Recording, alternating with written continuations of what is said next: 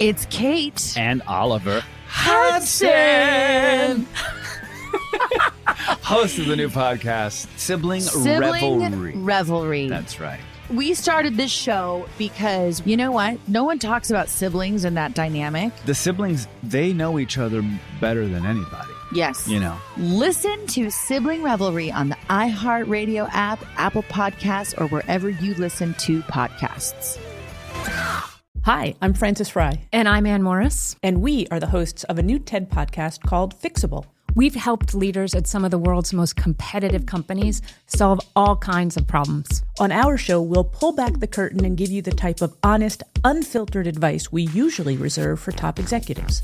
Give us a call and we'll help you solve the problems you're stuck on. Listen to Fixable on the iHeartRadio app, on Apple Podcasts, or wherever you get your podcasts. Episode 238, What Diet Culture is Costing You. Welcome to the Frugal Friends podcast, where you'll learn to save money, embrace simplicity, and live a richer life. Here are your hosts, Jen and Jill.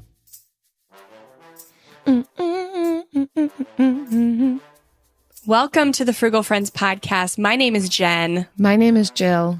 And today we are talking about diet culture and its cost on our overall finances. And I think we can relate so much of what we say about budgeting can make more sense when I've heard this. Someone was like, oh, when you related the budgeting back to like yo-yo diets and stuff, it made so much sense. And that got me thinking, what are these yo-yo diets costing us? They are so ingrained in our heads.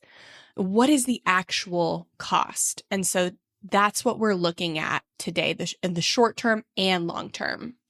It's quite striking and I think important to look at. I think our various generations approach dieting in some different ways. It's all repackaged differently, but make no mistake, diet culture is alive and well, whether or not you realize how deep into diet culture we really are. And relating this back to, like you're saying, Jen, how this can impact our mindset around finances, but also just what this aspect of our lifestyle can cost us. So there's a lot of different angles we're looking at this with. Excited to get into it. But first, our sponsor today is Normal Days. All the ho-hum typical days are sponsoring this one, reminding us that it's the average rhythm that builds a life. Feel boring? Yeah, that's part of it. Lacking spice? What's wrong with bland? Well, if you want some crazy above average filled with activity and satisfying details, then start leveraging those normal days and throw some extra money into a high yield savings account. We are really liking CIT Bank for their current high yield savings account offering 1.9% APY. It's going up, folks. Go to www.frugalfriendspodcast.com/CIT to open your high yield savings account. Thanks, Normal Days. It is what the rest of life is built upon. Yes, love those normal days. All right, so diet culture. This one hits very close to home for me because I grew up in a house where we were always giving into the lie that we needed to lose weight all the time for whatever reason. And nobody in my house was like obese, but still, because of just growing up in the 90s, early 2000s, my parents, like in the 70s and the 80s, like thin was healthy. And so like we have these mindsets about health and wellness that have been ingrained in our heads for decades and enforced by our parents and our insecurities. And so much of it transfers into budgeting. So I really am excited to look into this because even with the rise in body positivity, which is amazing, like I'm so glad that the next generation is growing up with this. The diet industry is still a $72 billion and growing industry. It is still growing, and that's the weight loss specific part of it. And so while the trend to body positivity is great, like we really need to identify and reprogram our mindsets around health and wellness so that we can opt out of the unnecessary part that just preys on our ever-present insecurities and prioritize the life-giving parts of actual wellness that are worth spending money on. Yeah, I think at the end of the day, it's going to be no shock to people that we land in the radical middle on this. But the extremes go so far in so many directions. Like I wouldn't even say that it's a linear spectrum. It's almost this cube spectrum of where people can fall in the midst of this. And that's fine. We're all on a journey and hopefully finding the things that are going to point us as individuals towards well-being and an acceptance and a care and value for ourselves as we care and value others around us. I think the thing that I see in our generation and maybe the younger generation, it's not as much the counting calories get super thin, which is fantastic, but it's not as if, oh, now we've landed on the exact right thing. There's also this whole how healthy can you get and be?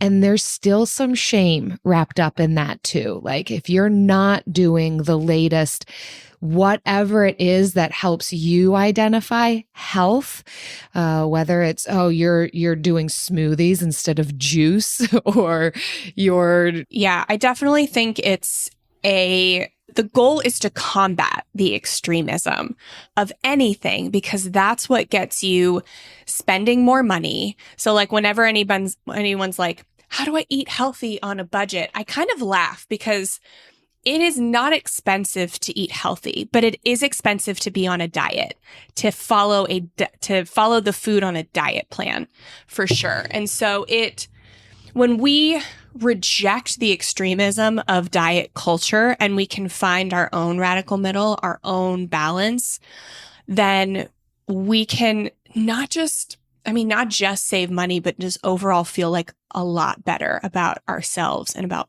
people.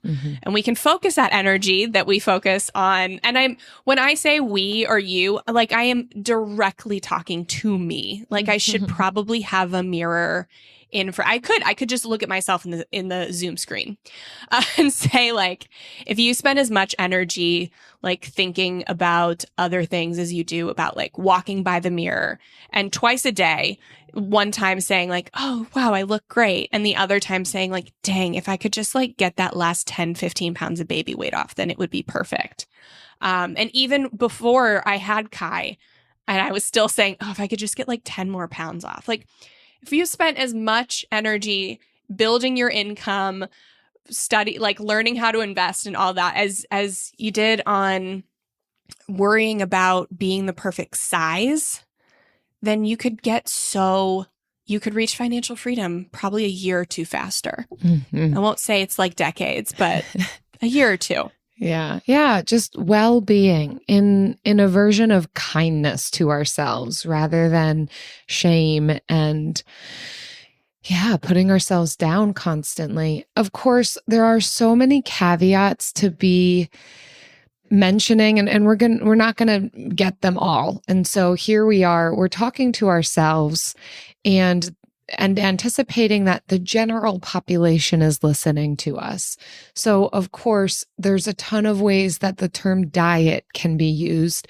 We are using it primarily in reference to a choice that we make for like the main goal of losing weight.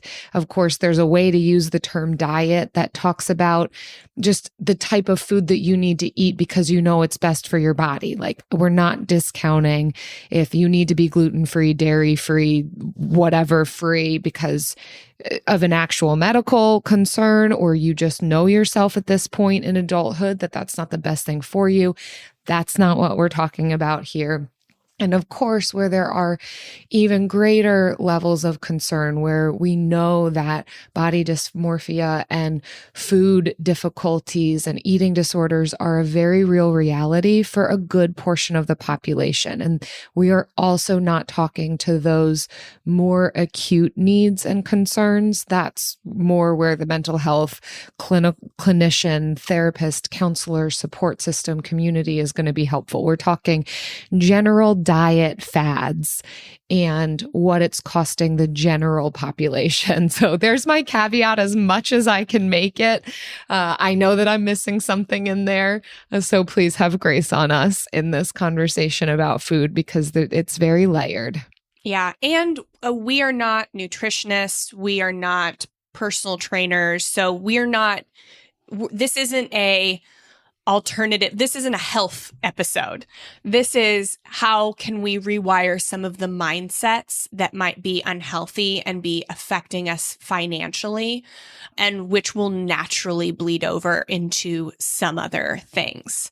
But we are focusing on the financial aspect. So this first article that we've got is called Do or Diet. It's from Money Guru, and it's the true cost of diet culture. And this is Money Guru is a UK site, so everything's in euros. But after some research, I saw that the numbers that they're using are almost identical if you just switch out that little euro sign for a dollar sign. So yeah, what did you think about this one, Jill? This was really shocking. And I loved how it began because it does feel so congruent with what I see on social media. I mean, I blow right past ads. I actually did a little bit of a research project yesterday where I'm like, what are the ads that they're trying to target me with? Because I can't honestly remember any of the ads, which is a problem, but also I never purchase anything. So it's obviously not working.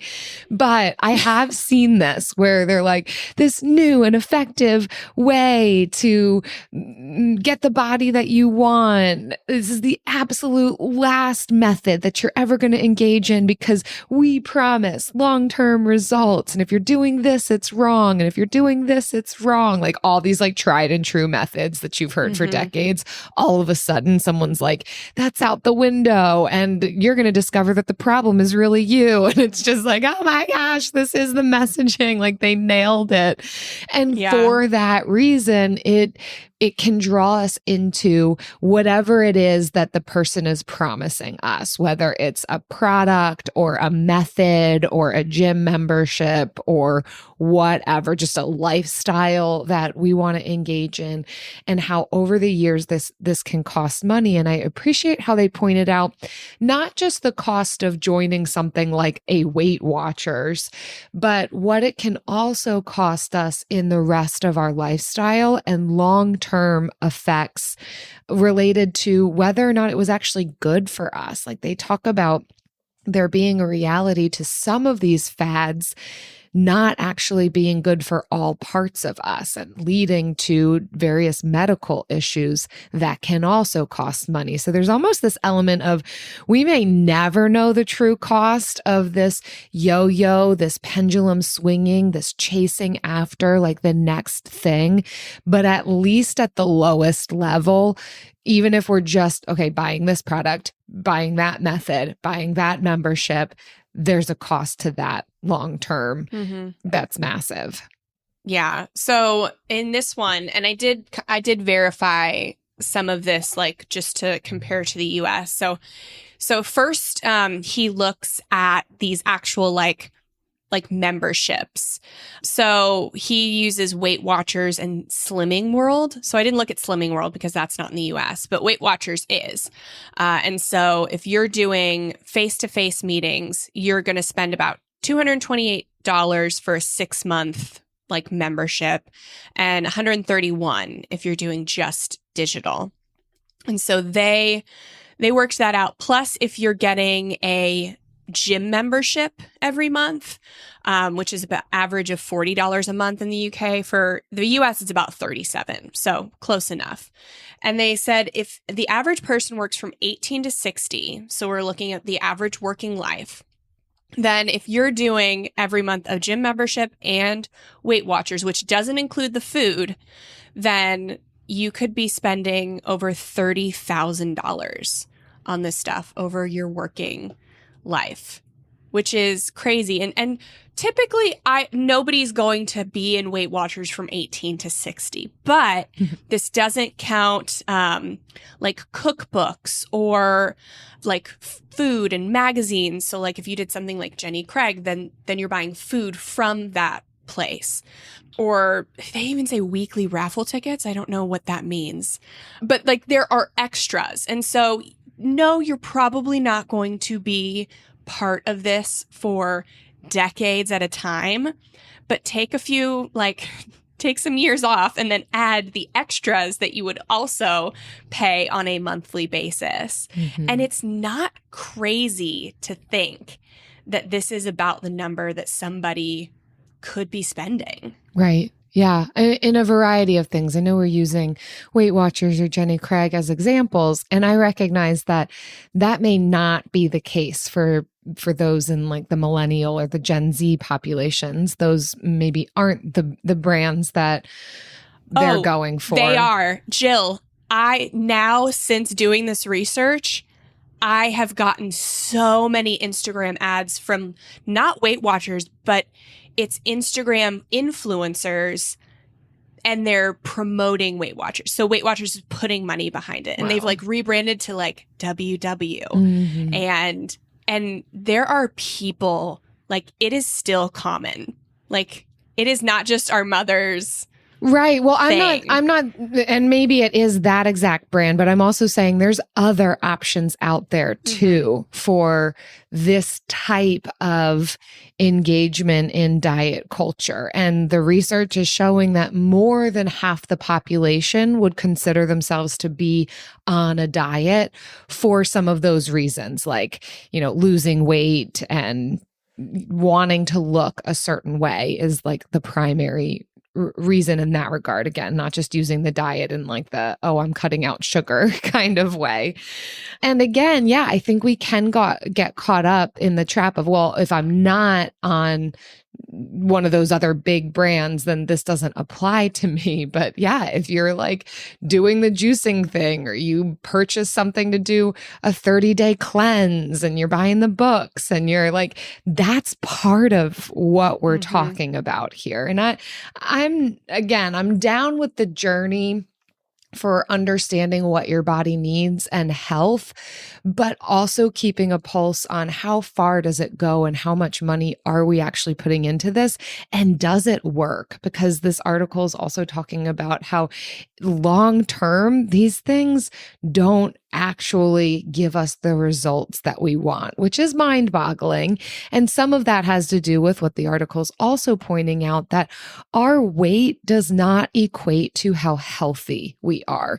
Just the measurement of BMI doesn't actually dictate whether or not, in many cases, we are quote unquote healthy. And again, that's part of the societal messaging of here's what the body needs to look like. And we're coming to realize, thankfully, that there's so many different body types that can be healthy and look different. And so for that reason, we need to be able to engage in a lifestyle that works for us, because it's not a one size fits all. Yeah. And they're saying, some of the negative effects from these fad diets, like, so I will start with this and say, like, I've been listening to this podcast called Fed Up about this woman who has a fad diet, which is like all fiber, and how people are wrecking their digestive systems because they are intaking too much fiber. Yikes. And that's gonna have long-term negative effects. And so typically these fad diets will just latch onto one really healthy nutrient, whether it's protein or fats or fiber, and really emphasize that as the cure-all. This is what you've been looking for. This is what's going to help you lose weight. And yes, it will, because you're cutting out foods that have typically carbs. But they will inherently have long-term like effects if you do it long term. Thankfully, like not a lot of people stick with these things long term, but if you go hard and heavy or, do it for a long time, it can have negative effects. And so some of the negative effects that they're saying that these diets have is it can weaken your immune system. It can cause dehydration, especially that's the one that got me thinking with the fiber one, because if you're just excreting everything all the time, it doesn't matter how much water you're drinking, you are going to get dehydrated. It can damage hair and skin. It can disturb your bowel habits. And it can make you grumpy and irritable. That should probably be number one. Number one reason not to do a fad diet. Number one reason. I am always grumpy and irritable if I don't get carbs. So that's, man, I wish they just had a carb lifestyle. Yeah. I wish they had a carb lifestyle magazine. That would be. And I think what's being highlighted here is just some red flags, like some watermarks of fads that would indicate it's a fad and maybe not for me. If it is just focused on one thing, like we found the magic trick and it's fiber, we found the magic trick and it's protein, we found the magic trick and it's magnesium, like whatever it is, it's probably not just one thing because our bodies and our lifestyles need more than just one thing. So there you go. Red flag number one. Number two is if it requires a lot of willpower. I know when it comes to dieting and exercise, a lot of times willpower gets thrown around like this morality term, like, oh, I didn't have the willpower. You need to have the willpower to do this. And this very pull yourself up by the bootstraps. And in reality, willpower can only go so long. Willpower is something that, yes, we can harness, but for a very short period of time. There's not much longevity to it. And it doesn't mean that there's something wrong with us if we can't stick to something really extreme for a really long time. So if it's requiring that, there you go. There's another red flag that, you know what, maybe this isn't for me. Maybe there's a way that I can care for myself and value myself that doesn't require extremes. Yeah. I will leave. I have one last thing that I wanted to highlight from this episode. And it doesn't cover the long-term medical effects on like the costs of these long-term effects because it could be different for everyone. But I love that it's mostly focused on like kind of the immediate costs. And so this one says almost half of all new gym members stop going to the gym after 6 months, wasting about $240 a year. And it says that of 100% of gym members, 29% are actively going. 27% are going like 4 times a month. So they have low usage. And then 44% drop out completely. And so it's been proven annual plans won't motivate you to go to the gym. So this is one of those, if you do want to start a gym membership, which is great, like I fully support gym memberships. I go to CrossFit. I pay much more than $40 a month for CrossFit. But I love it. I go 4 times a week. Don't choose an annual plan unless you have proven that you will go for 6 months or more. Pay more for the monthly plan and prove to yourself, okay, yes, I will go. I will continue. This is something I love and enjoy and want to do. Then sign up for the annual plan.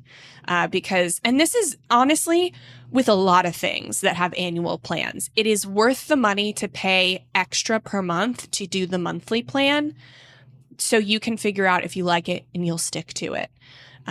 Because most of the time you don't get that unused money back.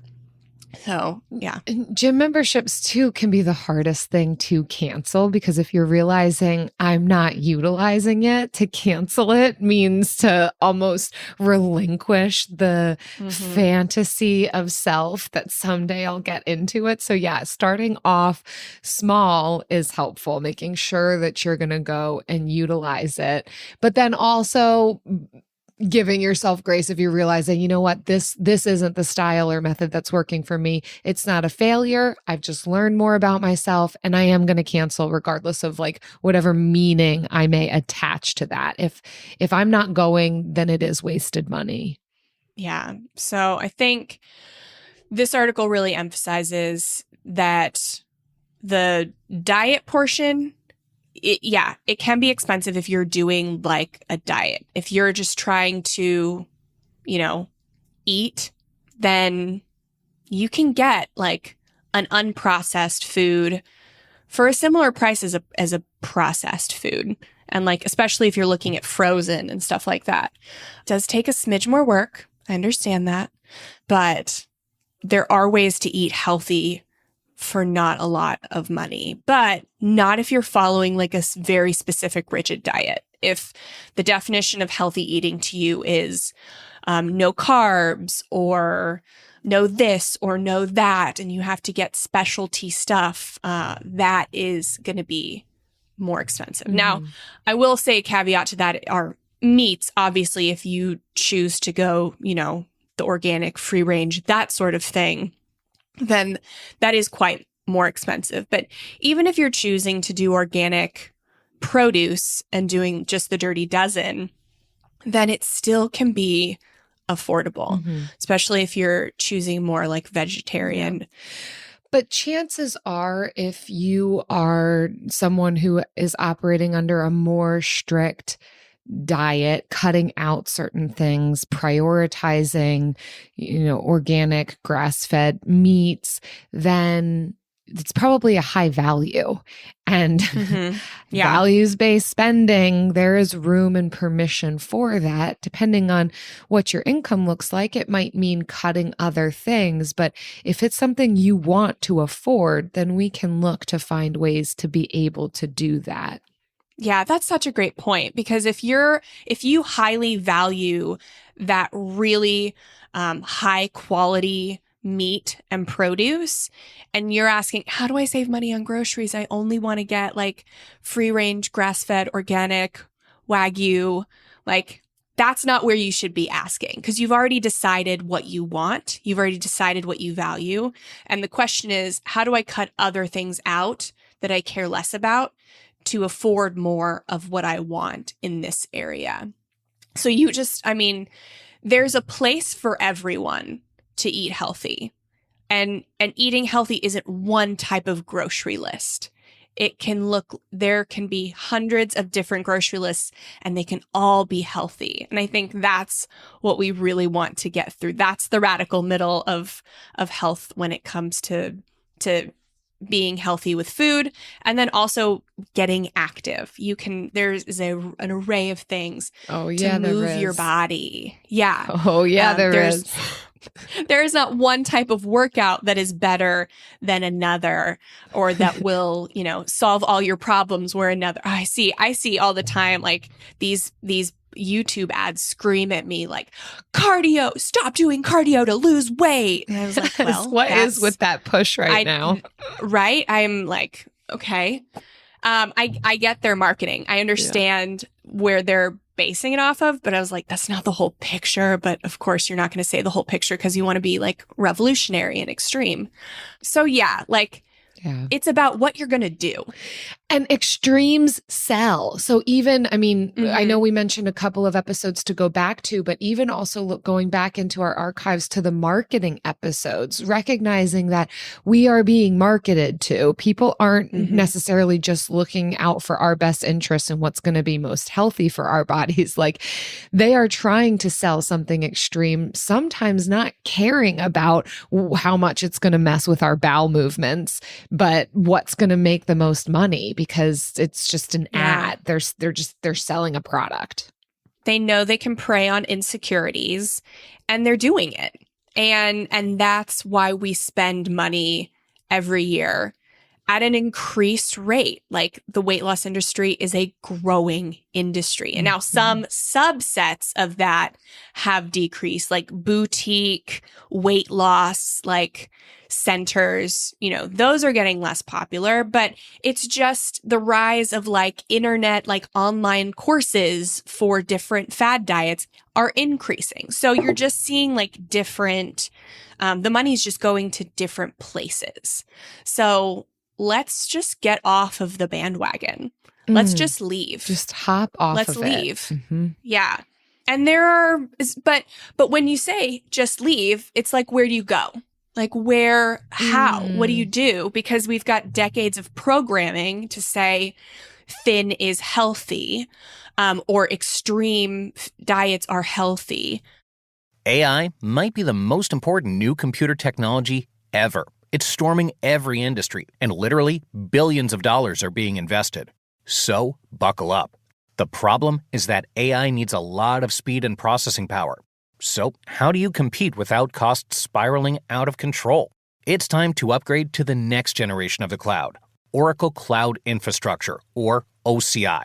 OCI is a single platform for your infrastructure, database, application development, and AI needs. OCI has 4 to 8 times the bandwidth of other clouds, offers one consistent price instead of variable regional pricing. And of course, nobody does data better than Oracle. So now you can train your AI models at twice the speed and less than half the cost of other clouds. If you want to do more and spend less, like Uber, 8x8, and Databricks Mosaic, take a free test drive of OCI at oracle.com/strategic. That's oracle.com/strategic. oracle.com/strategic. Discover the heartwarming and hilarious world of sibling connections on Sibling Revelry with Kate Hudson and Oliver Hudson. You might be asking yourself, what is sibling revelry? Yeah, well, we just made it up. They'll have some laughs and maybe inspire some people along the way with universal tales of what it's like to grow up with brothers and sisters. We're full-blood siblings, the only full-blood sibling. In our family. Well, not in the world. I mean... No, in the whole world. That's just it. Like, no one... Dive into family tales and explore the human mind with guests like Joel and Benji Madden. And it's fun because we've decided to open it up, to really like all kinds of different siblings. And it's going to be an awesome season. It's more than a podcast. It's a celebration of the ties that bind us. Listen to Sibling Revelry with Kate Hudson and Oliver Hudson on the iHeartRadio app, Apple Podcasts, or wherever you get your podcasts. So this is just like one option that we're going to like throw out here. And this is an article from Healthline, and it's called A Quick Guide to Intuitive Eating. And people call intuitive eating the anti-diet. And I think, I thought because we're very on board with intuitive spending, kind of like values-based spending and intuitive spending, that this might be a good thing to go through to start to get in, I don't know, not in control, but just like mindful about what you're eating and how you're eating. Because for so many years of counting calories, counting macros, we've been relying on other people to tell us what to eat and how to eat, that we have not developed the skills needed to identify hunger, to identify fullness, to identify foods that make us feel good and ones that don't. Like, I think, yes, this is one method, but I feel so much like this isn't just another fad. Of course, put whatever word you want on it. But to me, this strikes me as back to the basics. If we were to throw off all the trappings of societal messaging and marketing and extremes and what we as women feel we need to be looking like, acting like, sounding like, then this is it. What does healthy relationship with our behaviors and the things that we engage in and how we nourish our body look like? How do we pay attention to ourselves and our needs as we move through the world? So this isn't like, oh, here's the next new thing. This is just, how have we done it in the past? Like how do we eat again? Like, how do we get back to the basics of just like not making this super complicated? That's how this article is striking me. Yeah, it's like, how do I find what's right for me? Because I don't know what's right for me because I've been listening to other people tell me what's right for me, which sounds like the same thing that we say about spending. Even this first part where it's like, first you need to distinguish between physical and emotional hunger. So the biological urge telling you need to replenish nutrients versus hunger driven by emotional needs. Yeah. And the same thing. It's like we need to figure out like needs and true values versus emotional spending. And listen, just like spending, just like money, just like budgeting, this is calling us to the deeper messaging, the deeper ideas mentality, that it's not just about the behaviors. It's not just about what exercise regimen you engage in, what food you eat, but your association with those things, the relationship that you have with yourself and with your ideas about food, with your ideas about body movement. And so this idea of intuitive eating, it's promoting a healthy attitude towards food, towards body image. It's getting at some of those deeper things. And for some of us, maybe relearning how to trust ourselves, how to be in tune with our body, with how the various stimuli around us, again, whether exercise or food or otherwise, is impacting us, and how then we want to respond and engage with that thing. But it's before the behavior, learning these things. And so they go through 10 key principles, which I think are fantastic. I think it's worth us going through all 10. Yeah, they're very short. Yeah, exactly. There's not paragraphs attached to it. And so the first one is this need to reject a diet mentality, that extremist thinking that we've been talking about, that it's not necessarily a diet that's going to work for us, and diets don't have long-term sustainability. Maybe it's like a quick fix, but we want a mentality that is for a lifetime, sustainable, rhythmic. So that's, we talk a lot about mindset. That's going to be part of that we're not on a diet. We are just engaging in our life and the world around us. Yeah. It sounds like, I don't know, honestly, part of me doesn't want to give up the diet mentality because I feel like I can be part of the 5% that can succeed. Like 100% of people feel like they can be part of the 5% that actually like succeeds with a diet, which is so funny. And that statistic made me laugh because that's me. But it is, in order to have like, to be fully okay with your body, that you have to give up the diet mentality. Like they cannot coexist. Yeah, because I hear you in that, Jen, but then is it for the diet or is it for you? I think sometimes we have to look at how much of this do I want to do this just for achievement or to say that I did this, or is it actually to aim at health and well-being? It's not to aim at health and well-being, for sure. Absolutely not. I can tell you that. Yeah. So that's just starting off with the first one is going to be very hard. 2 is to honor your hunger. Hunger is not your enemy. So respond to your early signs of hunger by feeding your body. If you let yourself get excessively hungry, then you are likely to overeat. Yes.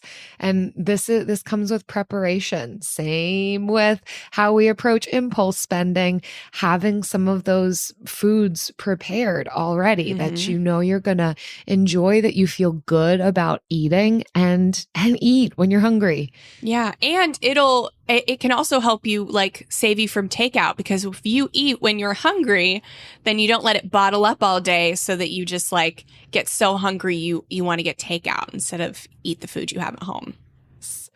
The third one is make peace with food. I love how they just say, call a truce in the war with food.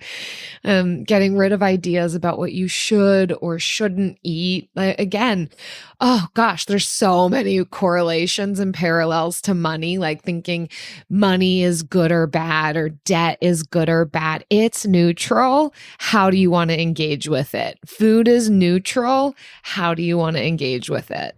I loved this Instagram post that I read, and it's from, I think it was from Kids Eat in Color, but it's one of the toddler like eating profiles. And it was like how to explain foods to your kids. And it's like a series. And I think this one was for like cupcakes or something or dessert. And it's like the foods are neutral, but some foods give us more energy and longer energy than others. Cupcakes give us energy for a short amount of time, but we also need to eat foods that give us energy for a longer amount of time. So all the foods are neutral. It's just let's make sure we're getting enough energy. We're getting enough of the right energy. Yes. I love that. Not labeling food as good or bad. That's like not the best version of messaging for ourselves or our children. Yeah. 4 is to challenge the food police. Again, food is not good or bad, and you are not good or bad for what you eat or don't eat. Yes. Because you are the food police. You are the food police in your head, and you are not good or bad for what you eat or don't eat. So challenge the thoughts that tell you otherwise. I feel like you're speaking directly to me, particularly how I might police my loved ones. Sorry, Eric, mostly my husband. He does want to eat so many French fries though, and I support that. But like anything in excess is excessive. But you know what? I'll pull buying back. Too much of it. Yeah. It's too much of anything is no longer a special thing. Watch, I'll find out that according to his body composition, he needed so many potatoes and salt. It's what he actually needed. I mean, look at him. He is tall and thin. And I assure you, he probably needs more French fries than you think he does. All right. There's one for you. Yeah. There you go, Eric. I'll stop being your food police. Number 5 is respect your fullness. And this is going to come back to a more mindful approach and connection with our whole selves and our personhood and learning to trust our body. I know some of that might sound like a little out there, but I think we are connected. These things don't exist in a vacuum. And so learning what it feels like to be full, slowing down, enjoying the food that we're choosing to put into our bodies, and then noticing, okay, I think that's enough. That's going to be helpful versus blowing past all of those natural boundaries and warning signs. Again, so many correlations to other parts of life. We just aren't paying attention and we blow past ourselves and end up potentially hurting ourselves. So slow down, be mindful, pay attention, and honor your fullness. Yeah, you do this so well. Travis and I do not. And Travis especially, he will. So everyone was taught clean your plate. Everyone had to finish everything on their plate growing up. And he lives by that now. He can't just finish his plate. He has to make sure all the plates are clean. And I know there have been times where I have made enough for us to eat meals and then have leftovers for each of us the next day. And I'll go to package it up and there's only one meal worth of leftovers. And that's that means one of us is buying lunch the next day. So it's a financial thing too. When you are in tune with your fullness and you can identify, I'm full, I don't have to finish what's on my plate. I can package it up and eat it tomorrow. That's another way to save money. And obviously eat until full. But I know more often, like 9 times out of 10, the problem isn't not eating enough, it's eating too much. Well, that's the thing I think it's tied into number 6 too, the satisfaction factor. I don't even know if it's eating to fullness. I think it's eating to satisfaction. Like, I don't eat until I wait until I feel stuffed. Like, I eat what I believe is a reasonable amount of food for me. And I don't keep going until it's like, oh yeah, like roll me out of here.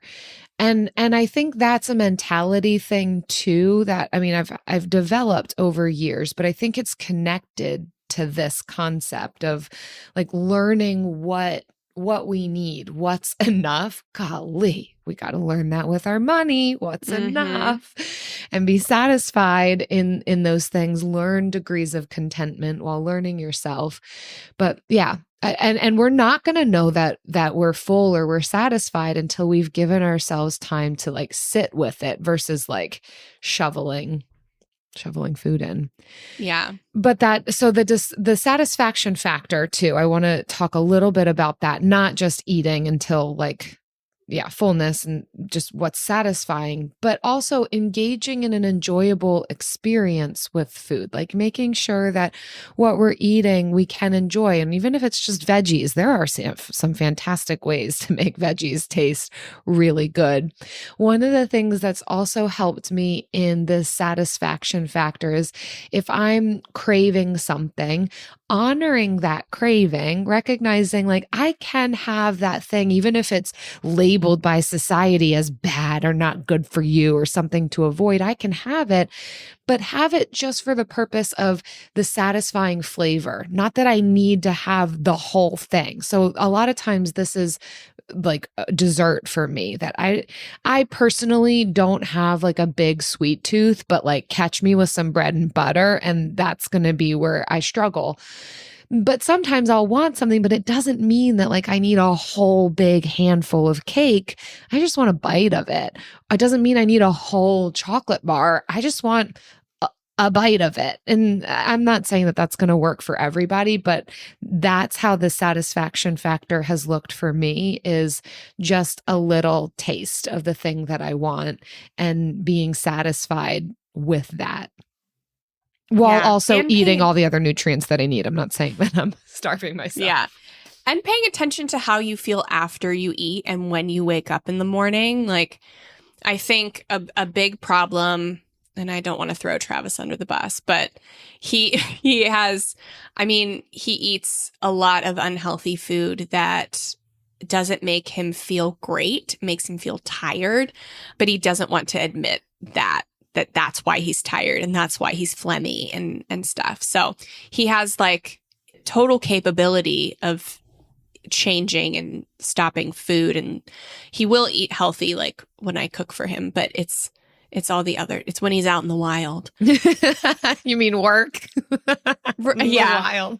So like also pay attention to how the body feels after eating something, because if you feel yucky, that's not satisfying. And I think that's what's going to move us more in the direction of healthier food, especially for somebody with I think mindfulness and intention about that observation is what can steer us in the direction of foods that have longer lasting energy sources.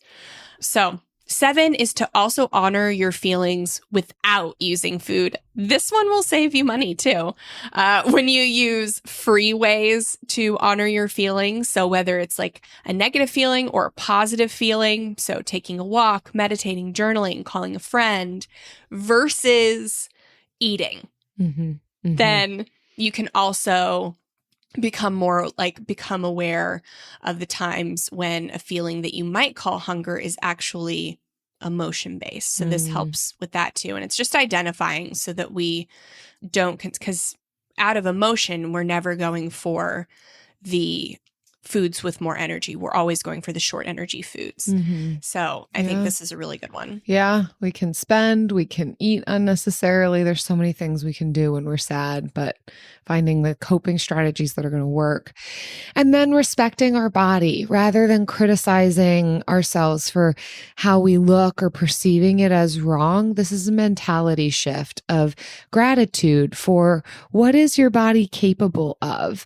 What are the parts that you like about how you're formed and the uniquenesses of who you are? And as we can be grateful for our abilities and respect ourselves, then we are likely to move into better relationships with food and body movement behaviors and all that kind of a thing. But again, it's going to start with our minds and the story and the narrative that we're telling ourselves.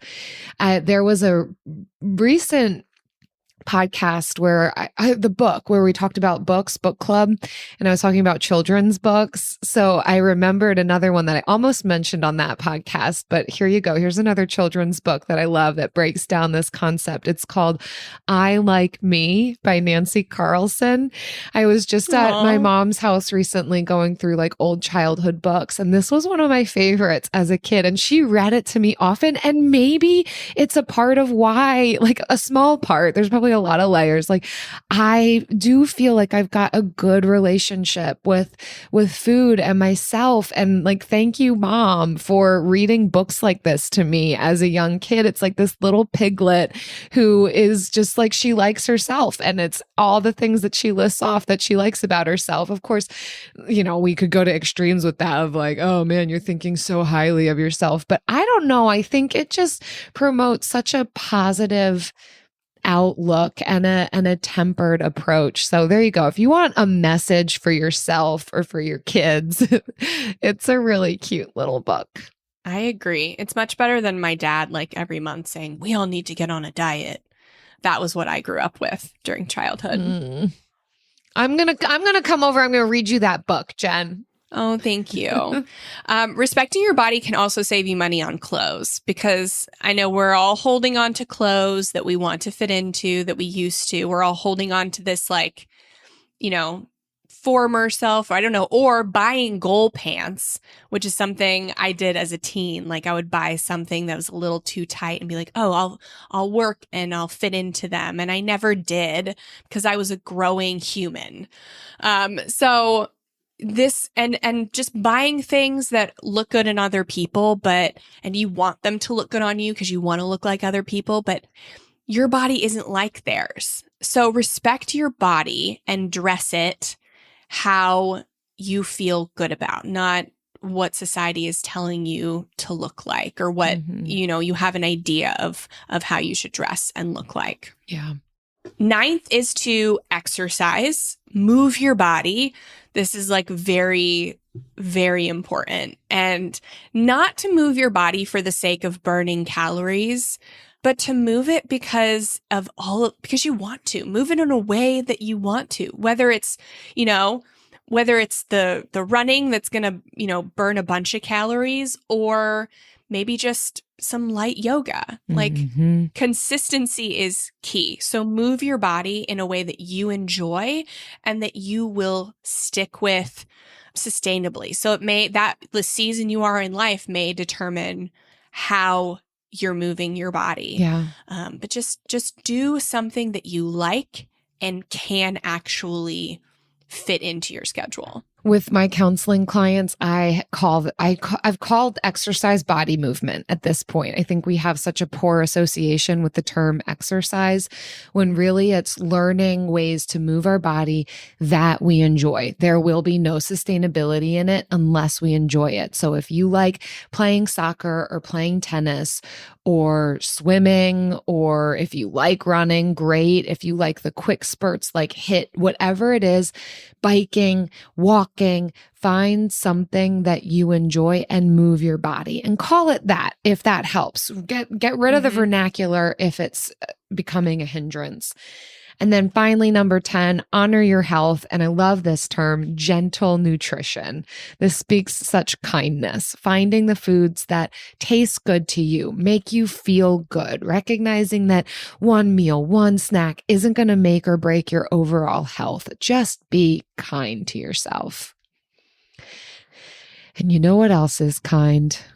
Something that allows me to move my body and gives me so much joy and fulfillment. The Bill of the Week.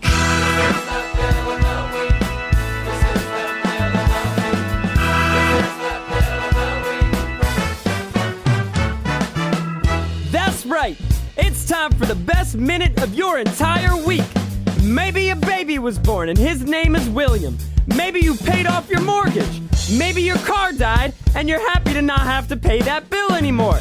Duck bills, Buffalo Bills, Bill Clinton. This is the Bill of the Week. Ladies, have I got a Bill of the Week for you? I recently left my job, which was very toxic, but did provide a free cell phone. And I just,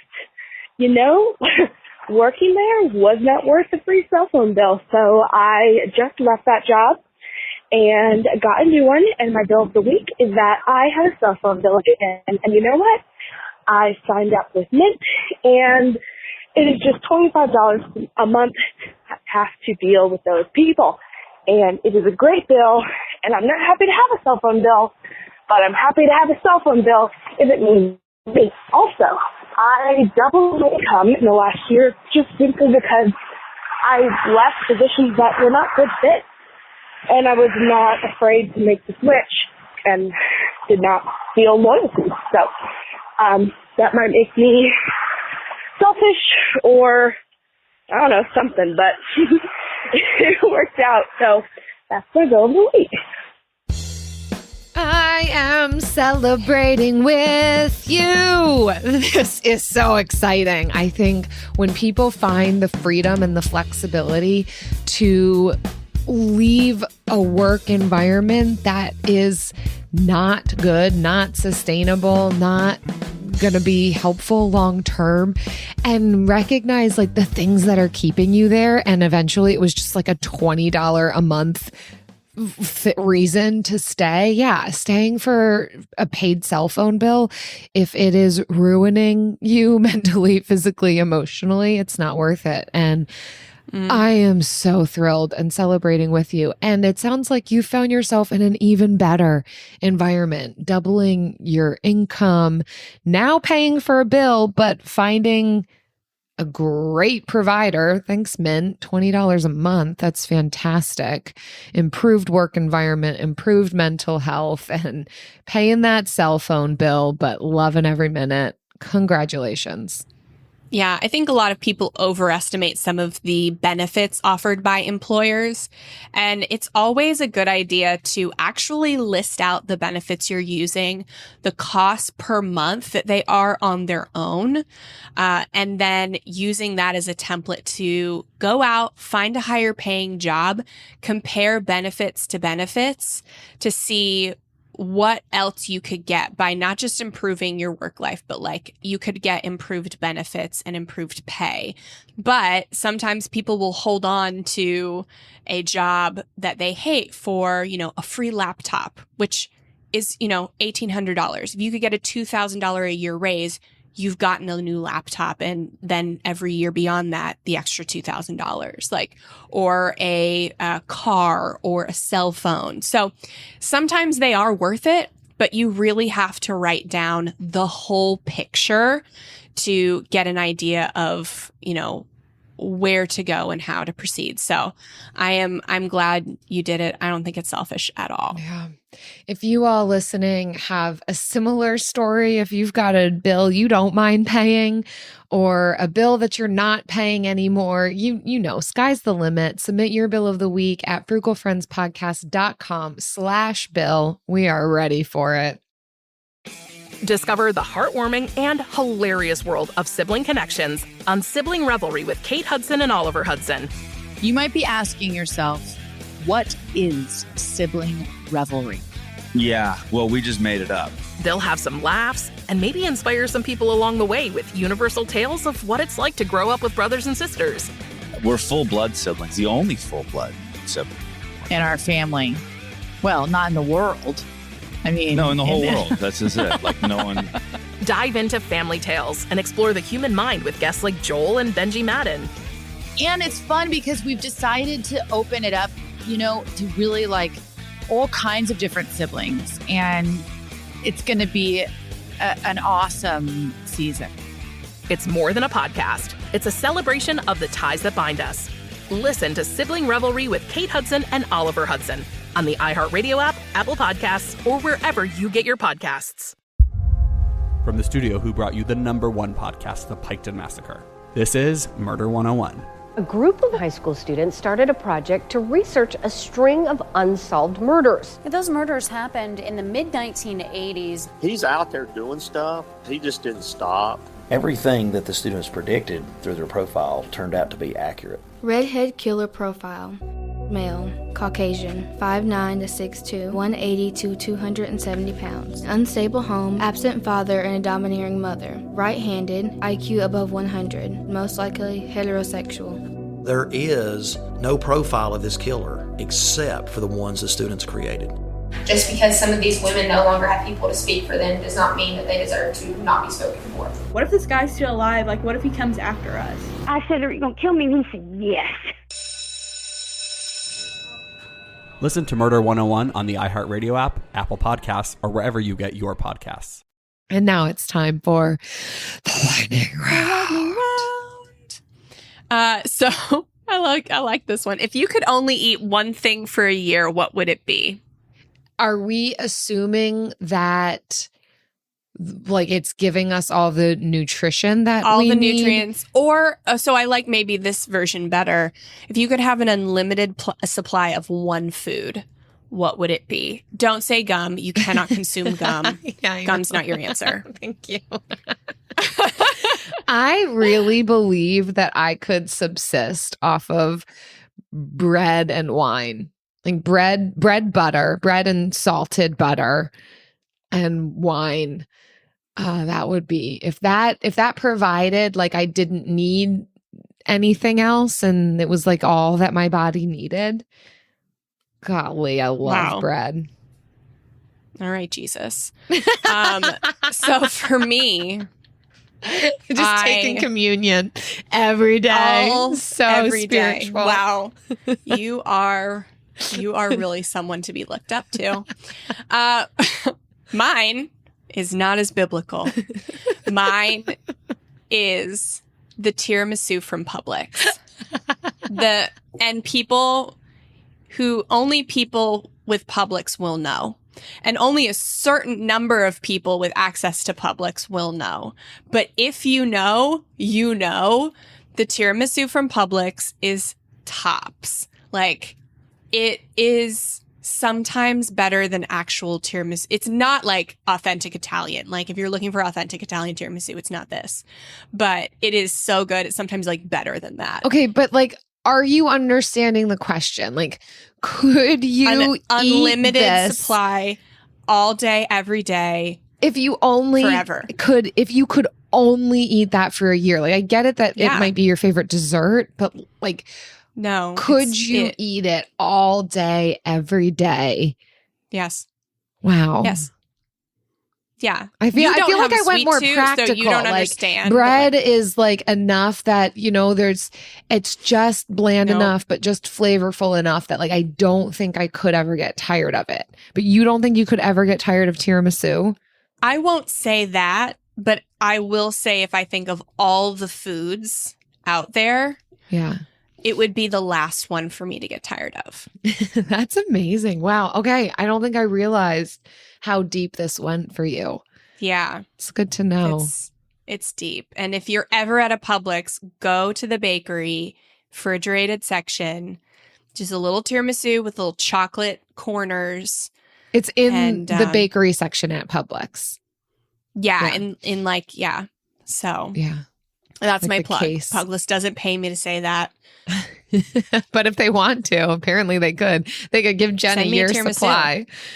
Please. And then just like keep sending baguettes my way. Yes.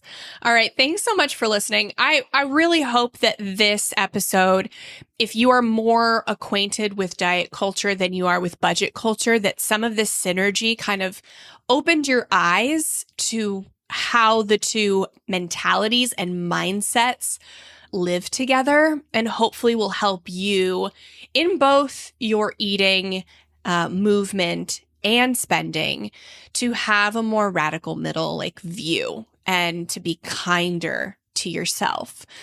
So many of you know we have a private community where we talk all about this stuff. We do money challenges, offer accountability groups. And so we want to congratulate one of our members for a big win. This one's from Corey. It's titled 80-20 Principle. She says, deciding what is enough to help save on money, time, and energy. She never thought of it this way.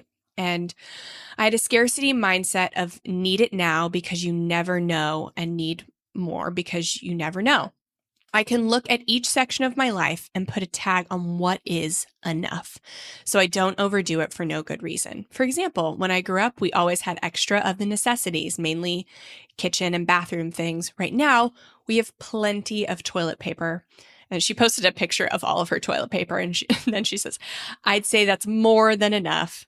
Simple things like this will make a bigger impact for my future. So, yeah, definitely. I think I saw an article title the other day, which was like 10 reasons you need to stockpile now. And I was like, I didn't want to click on it because I didn't want to get into that algorithm, but yeah, it's definitely a mentality, like decide what's enough. Yeah. And you will save not just money, but also time and energy. Stockpiling's the last thing we need. We saw what happens when we stockpile. But Corey, congratulations on recognizing this mindset and then moving to shift it. That is incredible growth. Yeah. Again, thanks for listening. If you want to check out our monthly challenge community, head to frugalfriendspodcast.com/club to see what challenge is coming up next. See you next time. Frugal Friends is produced by Eric Sirianni.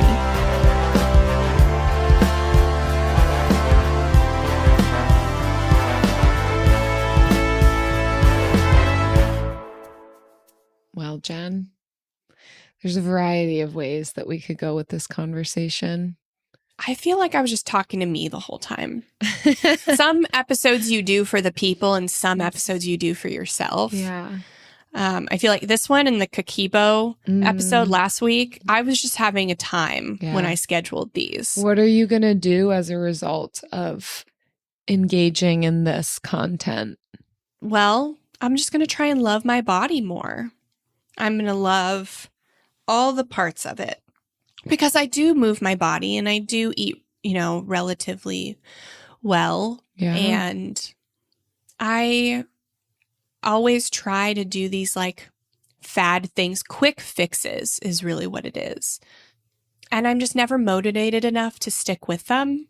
Yeah. And that is guilt inducing for me. The same way as, when you can't stick to a budget and you feel like, oh, I'm just like not good at budgeting. Like I can't stick to a diet. So I'm just like not good at this healthy thing.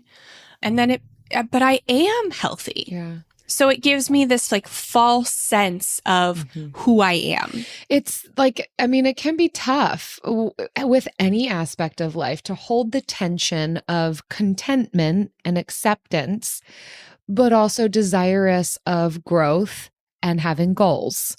So like I'm happy with myself. I'm pleased with where I've come to at this point in life, but I want to be stronger. And so like I want to after having seen what my body is capable of, I do have these growing goals of, I want to be able to do more push-ups or a pull-up, or I'm curious how long I can sustain some of this cardio activity without feeling so winded.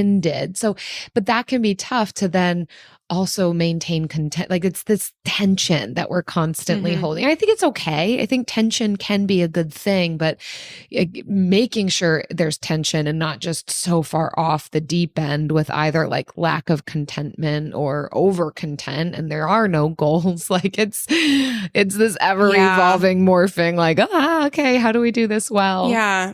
I think we're always prioritizing something, to focus on. It's easier.